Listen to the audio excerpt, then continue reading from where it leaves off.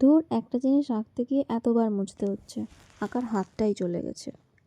তো নমস্কার বন্ধুরা, অনেক দিন পর আবার এসেছি একটা ভিডিও নিয়ে।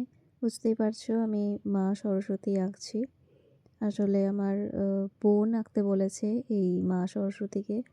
ওর আবদার যে ওর সামনে একটা ড্রয়িং কম্পিটিশন আছে, তো ওকে একটা মা সরস্বতী এঁকে দিতে হবে। তো তার জন্যই অফিস থেকে এসে তাড়াতাড়ি বসে পড়লাম ছোট্ট দেখে একটা সুন্দর মিষ্টি সরস্বতী আঁকতে। দেখো আমি খুব সিম্পলের মধ্যে রেখেছি, তোমরা চাইলে যদি কেউ চাও তো আঁকতেই পারো। চোখটা আঁকার জন্য আমি একটা ক্রস কেটে নিয়েছি, আর তারপর দেখতেই পারছো এঁকে নিয়েছি। এক হাতে ফোন রেখে সমস্যা হয় সমস্ত ডিটেলিং এঁকে দেখানোর ভিডিওটা করতে, বাট তাও যতটা পেরেছি খানিকটা করে দেখিয়েছি। আর তারপরে চলে এলাম সবথেকে ইন্টারেস্টিং পার্টে, সেটা হচ্ছে রং। আমি এখানে পোলোর অয়েল প্যাস্টেল কালার ইউজ করেছি, ওটাও আমার বোনের। তো তারপরে দেখছো ওটাতে খুব সুন্দর করে রং দিয়ে দিয়েছি। আর চুলের কালারটা করবার জন্য প্রথমে আমি ব্রাউন কালার ইউজ করেছি।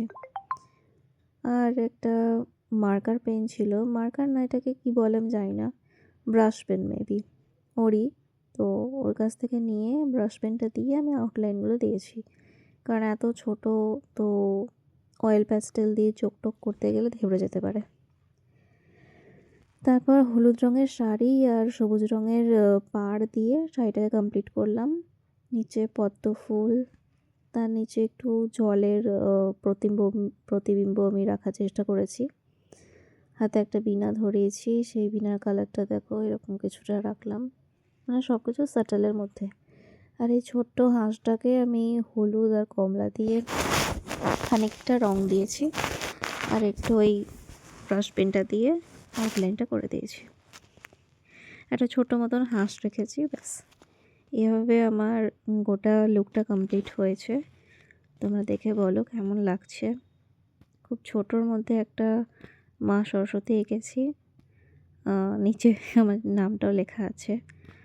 তো এবার যাক, দেওয়ার পালা।